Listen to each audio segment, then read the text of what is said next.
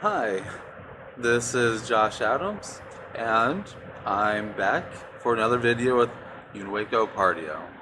It's been quite a while. Frankly, I've been pretty busy with trying to earn my degree in economics, a bachelor's degree. And I kind of wanted to do a short video on that will kind of tie in a little of what I've learned with a personal experience I had recently. One of the key foundations of economic thought is that each person or each group of people, whether it's a family, business, church, whatever, they're all optimizers. And basically, what that means is no matter what we do, we're trying to get what we think has the most value to us, whether it's some type of emotional value or material value or just wealth. We try to get what we want, what feels good for us, at the lowest cost that we can get it. And now in economics, it's always determined by price.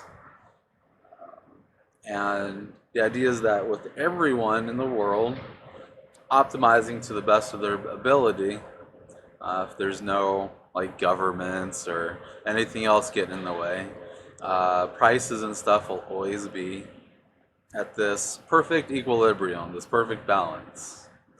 But some of the weaknesses with the theory is the idea of externalities. And externalities are these costs that when we all go about optimizing, we struggle to understand the full costs of things. You can kind of see behind me, I have this very large industrial complex, and it's one of many along this stretch. You can drive for about 10 minutes and have nothing but petrochemical plants, wood processing plants, some other forms of activity. And I'm not going to say whether this is good or bad. I will say that these plants, if they did not exist, the city I'm in, Kingsport, over half the people would fall into poverty. So they provide a very useful function, and they're producing things that people need. Like petrochemicals, people want nail polish. They want lubricants. They need gasoline. There's no gas produced here, but on the wood processing, you need paper, cardboard. If you're shopping at Amazon, there's a good chance maybe the cardboard that your package came from here. Who knows? So there's definitely, when we're choosing to optimize, when each as individuals are trying to get what we want, all we are actually ever going to consider is the monetary value of it. How much will it cost me? If what I'm getting, is it going to benefit me in some way? Now, as we can see, we each optimize in different ways. The company is trying to provide all of our needs. I don't know if you can tell in the video, but every time you kind of see a cloud come by, that's actually from the plant. There's a lot of pollution. And the people around here, they have to deal with the smell. How do you measure the price of an odor? So the idea is on every scale, we each are trying to do things to our ability. And economics is just saying it's free markets, open markets is the best way to do it. Everything will always come up to the best outcome. But one thing that those theories fail to account for is, say, our psychology. Why is it we want what we want? can our wants ever be satiated? And in doing so, I want to share the story of someone I bumped into a few days ago. Um, her, I came across this lady who was near a restaurant, standing on a street, holding a sign, and she was saying that her electricity was about to be shut off because her hours were cut. And she has 2 kids. And she didn't know what to do. She was there crying. And I mean, immediately seeing that, I was feeling pretty sympathetic that day. Other days, I probably would have just completely ignored her. Um, Sometimes the capacity for charity kind of varies, because it's hard to not judge people. But this few days ago, I decided to just ignore the unfavorable thoughts inside of me and give this lady the benefit of the doubt. And I went home, grabbed some cash. My intention was maybe at least take her grocery shopping, and came back.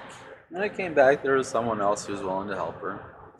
And after probably about a half hour of talking and comforting, we came up with a plan. She was going to do a cleanup for this other lady's son, and this lady would make sure that her electricity was turned on. I was going to go ahead and provide the logistics and transportation, and I rearranged my schedule to do so. So the day I went to pick her up, it didn't go so well. The lady, who I will say may have had some type of impediment to her functioning, she did not make it. After about 15 minutes of waiting, I had to go because I had something else I needed to take care of, and I had to be on time for. So this lady who was on the street, basically trying to gather our sympathy for her struggles, she accepted help, but she was unable or unwilling to utilize that help, especially when it came to her having to take an action. Now, was this woman doing a scam? I actually don't think so. I think that her ability to be independent, to be able to optimize as I would, or maybe to optimize as the CEOs of this company, I don't think she has as great of ability. Whether it was a learning disorder, or maybe at some point in her life she had consumed drugs. Her concentration, when we would text her education level, her education level and concentration level was already pretty suspect. So, how do we deal in a world where our educational system is telling us our purpose is to optimize, and that we're supposed to be independent, and that our worth is measured in how much we can do and how much monetary worth we can provide? Where does that leave this woman I tried to help? And this woman who, we'll just say, struggles right now to be a fully functioning member of our society. How do we bridge the gap between the millions of dollars this makes, while ignoring the cost of that, and go down to the spectrum of someone who's living in poverty, is trying to live on her own, has found herself in the situation where she has 2 kids, and due to whatever's going on maybe in here, is unable to. How do we bridge that gap? Um, I know a lot of times we're like, some people aren't worth helping. But we've also designed a societal structure to where we expect things that we should not. Like, we shouldn't expect this woman to be independent. Where's her family? Where's her community in this town? She's from this town. Um, what? How do we help people in this world of optimization for people who are unable to, or incapable of, or are less able to? It's something I've been struggling with for a while. And kind of the whole idea of setting up Unueco Partio. When I wrote my book, I said this isn't capitalism, this isn't socialism.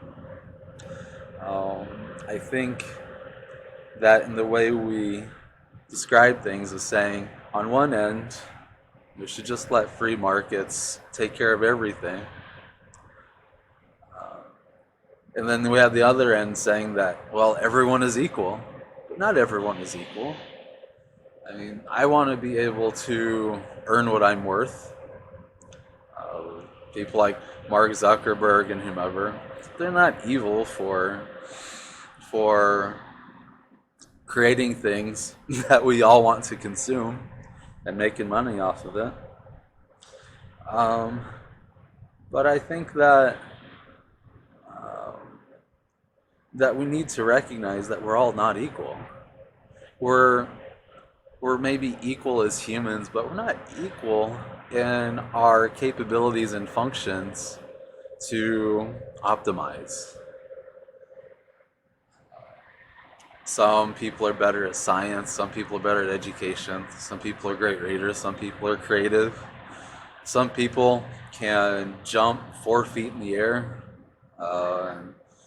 There's so many different ways that we all have potentials, and then sometimes we're just created in such a way that there's not much we can do. We just got the short end of the stick.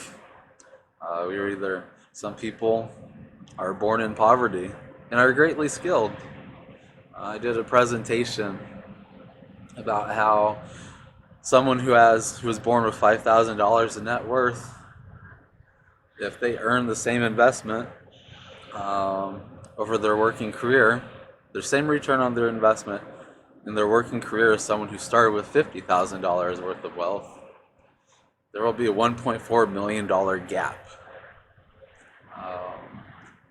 A poor person has to be 2/3 better than someone who's not poor in order just to be equal.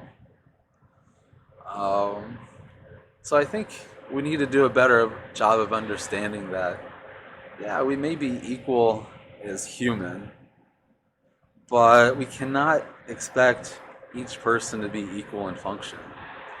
And we need to find ways to be able to maybe produce this, and so that way we can consume what we desire, but while also making sure that people who struggle to do everyday things in life, whose calculation of what is good for me struggles in understanding the costs or the consequences of that.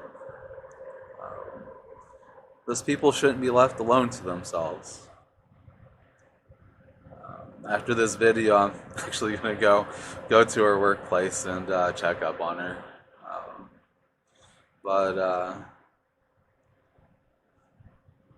So hopefully that when you get the point of this video, don't thank me or praise me for doing anything good or trying. That's not the point of this video.